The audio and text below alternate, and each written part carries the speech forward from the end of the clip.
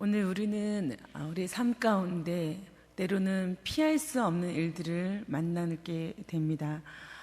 그 일들은 정말 말 그대로 하지 않고는 안 되는 정말 피할 수 없는 일들입니다. 오늘 모세에게 하나님이 주어진 이 피할 수 없는 일 두 가지를 같이 살펴보려고 합니다. 그 첫 번째 일은 노래하는 일입니다.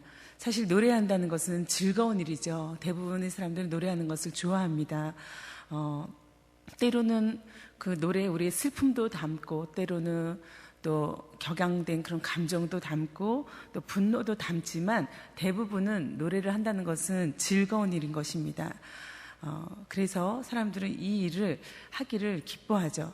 그런데 출애굽기 15장에서는 이런 기뻐하는 노래, 즐거운 노래가 모세에게 앞서 있었지만 오늘은 그렇지가 않습니다. 출애굽기 15장의 노래는 이제 이스라엘 백성들이 하나님께서 기적적으로 홍해를 건너게 하시고 그 구원의 역사를 보여주신 것에 대한 감사와 감격을 담아서 하나님 앞에 정말 뛸 듯이 노래한 일입니다. 그날은 참으로 기쁘고 즐거웠습니다. 그런데 오늘은 모세가 불러야 되는 두 번째 노래가 그렇게 감격과 기쁨이 담겨진 노래가 아니라는 것입니다. 이제 모세는 앞서 여호수아를 후계자로 세우고 또 율법의 말씀을 기록한 율법책을 언약궤 곁에 보관하는 일까지 다 수행했습니다. 그리고 이제 하나님 명령대로 이 노래를 불러서 만들어서 불러야 하는데 그 내용은 가나안 땅에 딱 이제 들어가서 그 땅에서 하나님이 정말 여기까지 우리를 인도하셨구나, 드디어 약속의 땅으로 우리를 발을 딛게 하셨구나, 감격하고 기뻐하고 하나님의 행하신 일들을 찬양하는 대신에 하나님이 이스라엘 백성이 그 땅에서 행할 일들, 바로 패역한 일, 반역과 거역, 그리고 그것에 대한 하나님의 재앙과 환난을 예고하는 그런 내용을 담아야 하는 찬양이기 때문입니다. 노래이기 때문입니다. 이것이 바로 이스라엘의 미래 그리고 예언이기 때문입니다. 그 노래를 이제 모세는 이스라엘 백성들과 함께 만들어서 부를 뿐만 아니라 그들의 다음 세대인 자손들에게 가르쳐서 이것을 기억하도록 노래로 만들어 불러야 하는 것입니다. 이 노래는 앞선 31장부터 계속 진행되고 있습니다. 그런데 그 내용이 오늘 읽은 말씀에서도 나온 것처럼 그들이 시척할 그때에 내가 보복하리라, 여호와께서 자기 백성을 판단하실 것이다, 이런 보복과 판단에 관한 내용이라는 것입니다. 그런데 하나님은 왜 이런 예언의 내용들을 찬양의 가사로 삼으셨을까요? 그 근거가 무엇이길래 보복과 판단을 노래하라고 하는 것일까요? 그것은 오늘 읽지는 않았지만 본문 32장 15절과 16절에 설명해 주고 있습니다. 그 말씀은 제가 표준세 번역으로 읽어보겠습니다. 이스라엘은 부자가 되더니 반역자가 되었다. 먹을거리가 넉넉해지고 실컷 먹고 나더니 자기들을 지으신 하나님을 저버리고 자기들의 반석이신 구원자를 업신여겼다. 그들은 이방신을 섬겨서 주께서 질투하시게 하였으며 역겨운 짓을 하여 주께서 진노하시게 하였다. 바로 풍요가 원인인 것입니다. 우리는 삶 가운데 풍요를 원합니다. 윤택해지기를 바랍니다. 그래서 열심히 수고하고 일을 합니다. 그런데 그 풍요가 오히려 하나님을 잊게 하고 하나님으로부터 저주받고 판단받는 그 바탕이 되었다는 것입니다. 이스라엘이 하나님께서 부어주신 그 풍요와 하나님이 주신 그 윤택함을 잊어버리고 그 부어주신 것들에 대해서 오히려 감사하지 않고 하나님 대신에 다른 신들을 섬기게 되는, 그것이 하나님으로부터 이런 저주와 징계와 판단과 패역한 백성이라고 하나님께서 말씀하시는 그 판단을 받게 된다는 것입니다. 풍요가 저주가 된 것입니다. 물질을 하나님께서 주셨으며 또 그 오늘 우리가 누리게 하는 이 모든 것들이 하나님으로부터 온 것에 대한 그 감사를 잊어버렸을 때, 그것을 우리의 믿음의 그릇에, 신앙의 그릇에 잘 담아놓지 않았을 때 그것은 넘쳐 흘러서 오히려 그것을 채워주신 분을 잊어버리고 또 저주의 매개체가 되도록 하게 한 것입니다. 하나님께서 그때 심판하겠다, 징계하겠다 말씀하신 것입니다. 바로 이것이 원인인 것이죠. 그런데 사실 이 노래는 그렇게 징계와 심판으로 끝맺고 있지 않습니다. 하나님의 최종적인 목적은 징계와 심판이 항상 아니시죠. 그것은 43절의 말씀대로 너희 민족들아 주의 백성과 즐거워하라. 주께서 그 종들의 피를 갚으사 그 대적들에게 복수하시고 자기 땅과 자기 백성을 위하여 속죄하시리로다. 하나님은 마지막에는, 결국에는 우리에게 희망을 주시고 그것을 약속하십니다. 우리를 불쌍히 여기시고 긍휼히 여기시고 회복의 자리로 이끄시는 분이 하나님이십니다. 모세의 노래가 그것을 증거하고 있는 것입니다. 하나님은 참 좋으신 분인 것입니다. 그런데 이 좋으신 하나님께서 또다시 모세에게 피할 수 없는 일 한 가지 더 예고하고 말씀하고 있습니다. 그것은 바로 모세의 죽음입니다. 44절에서 46절에 보면은 하나님이 명령하신 대로 모세는 다 그 모세 노래를 만들어서 백성들에게 가르치고 명령했습니다. 이 말씀을 너희들이 지켜 행하라 하고 그 일을 다 수행했습니다. 충성을 다한 것이죠. 그런데 바로 그날 48절에 그렇게 시작하고 있습니다. 바로 그날에 하나님께서는 모세에게 말씀합니다. 너가 죽게 될 것이다. 그런데 어떻게 죽게 될 것인지, 언제 어떻게 죽게 될 것인지 말씀하고 있는데 49절에서 50절의 말씀을 다시 보면 너는 여리고 맞은편 모압 땅에 있는 아바림산에 올라가 느보산에 이르러 내가 이스라엘 자손에게 기업으로 주는 가나안 땅을 바라보라. 내 형 아론이 호르산에서 죽어 그의 조상에게로 돌아간 것 같이 너도 올라가는 그 이 산에서 죽어 내 조상에게로 돌아가리니. 너무하지 않습니까? 사실 모세는 우리가 너무도 잘 아는 대로 40년간 이스라엘 백성을 애굽 땅에서 끌어냈고 또 그 백성들을 온갖 수고를 다 하면서 여기까지 온 사람입니다. 그런데 하나님이 이 마지막 순간에 모세에게 똑같이 너는 여기까지다라고 말씀하고 있습니다. 너무도 섭섭하고 또 서운한 말입니다. 너 그동안 정말 수고 많았다. 너가 이제 그 수고의 대가로 내가 처음부터 약속한 그 약속의 땅에 들어가서 마음껏 누려라. 내가 너에게 수고한 대가로 멸류관을 줄 것이다. 이렇다면 얼마나 좋겠습니까? 그리고 수고한 것에 대한 박수라도 쳐주고 인정해 준다면 그가 얼마나 위로가 됐겠습니까? 너가 그동안 수고한 것을 안다. 하나님의 그 인정을 받을 때 혹시 다른 사람들이 알아주지 못했다 할지라도 하나님의 인정을 통해서 얼마나 많은 보상이 그에게 있게 되겠습니까? 그런데 하나님은 모세에게 오늘 죽음을 말하고 있습니다. 물론 죽음은 어느 누구도 피할 수 없는 길입니다. 모세도 죽게 되는 거죠. 그런데 그 죽음을 앞둔 하나님의 일꾼에게 좀 더 다른 대접이 앞서 있어야 되는 것이 아닐까, 우리는 그런 기대를 하게 되고 그것이 저에게 또 우리에게 하는 말씀 같아서 너무도 서운한 마음이 드는 것이 사실입니다. 그런데 하나님은 그렇게 하지 않으셨습니다.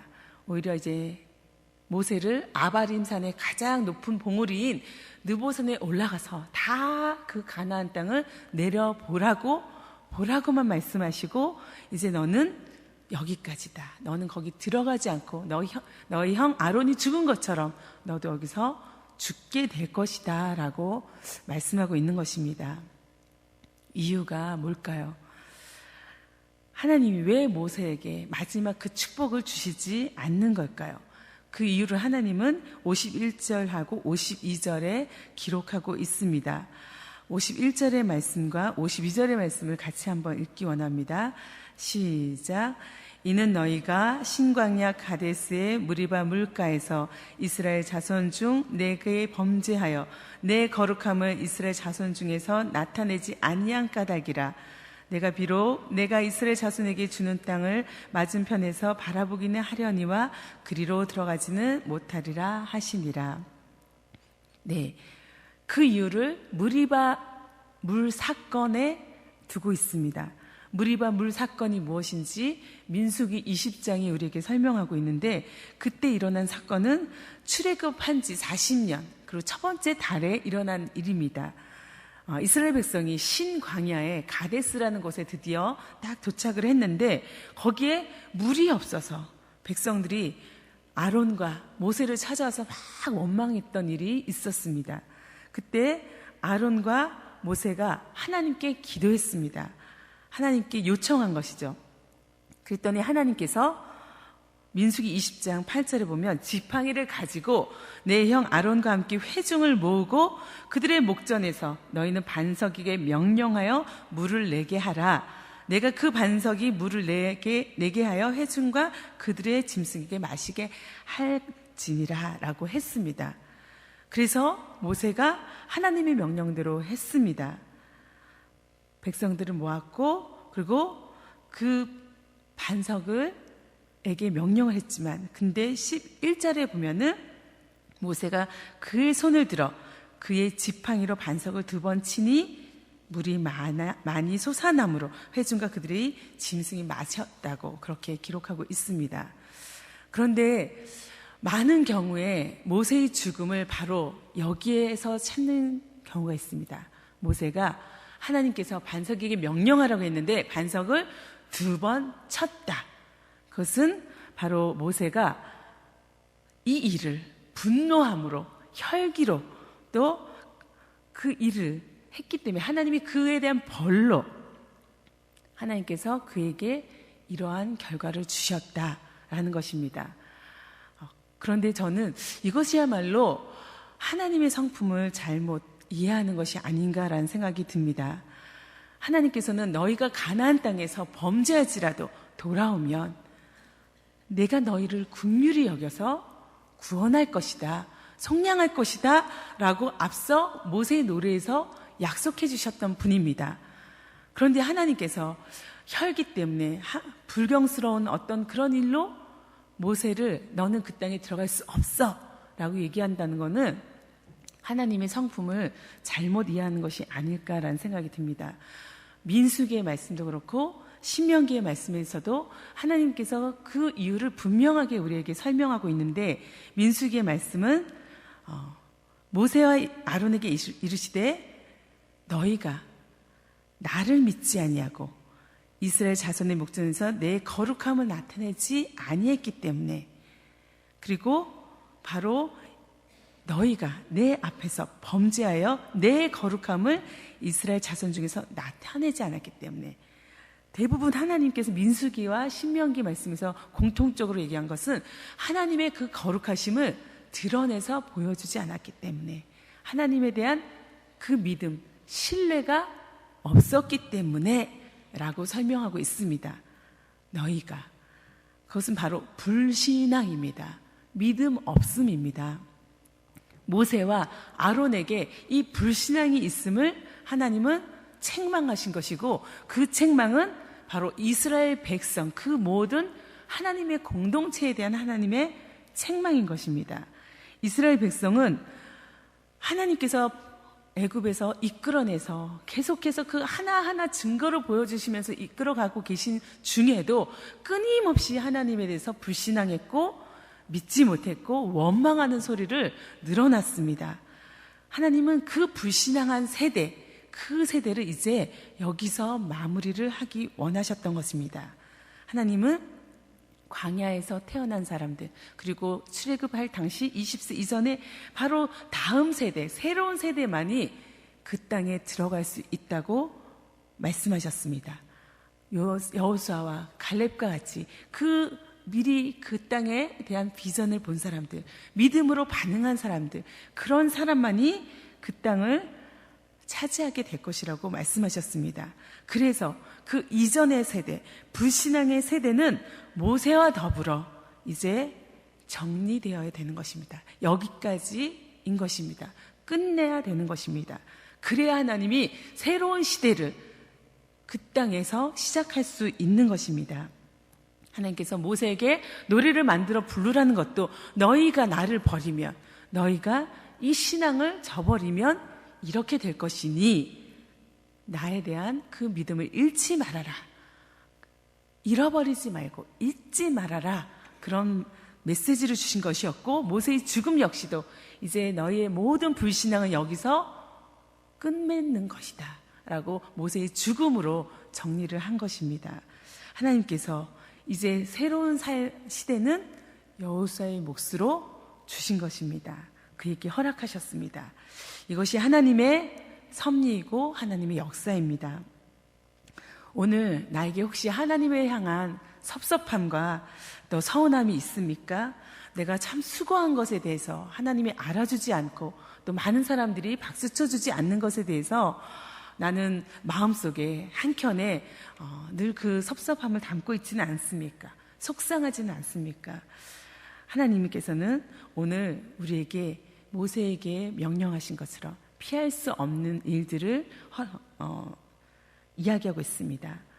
모세는 이 기록 후에 물론 하나님께 자신에게 그 땅에 들어갈 수 있는 기회를 달라고 두 번이나 앞서 간구한 적도 있었지만 이 모든 상황을 담담하게 겸허하게 받아들였습니다. 그리고 순종했습니다. 하나님의 사람들, 하나님의 특별히 그 일을 맡은 사람들에게는 이런 자세가 필요합니다. 무익한 종, 하나님이 내게 쓰시기로 작정한 그 시간까지 또 그 자리에서 거기까지 하는 것입니다. 거기서 최선을 다하는 것입니다. 하나님께 사용하신 것에 대해서 인정하고 오늘 내게 주신 그 몫을 성실하게 감당하는 것입니다. 그리고 또다시 새로운 사람, 새로운 일꾼에게 그 일들이 하나님께서 맡겨주시고 전해주시면 거기까지인 것입니다. 우리가 앞서서 수고한 사람들에게 때로는 인정하지 못할 때가 있습니다. 왜 이렇게 했어? 일을 왜 이렇게 했어? 탓할 때가 있습니다.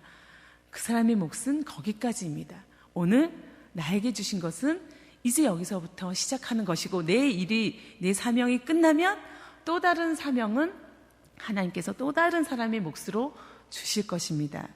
오늘 저와 여러분에게 이러한 겸허함과 순종의 자세가 있기를 간절히 바랍니다. 함께 기도하겠습니다. 주님,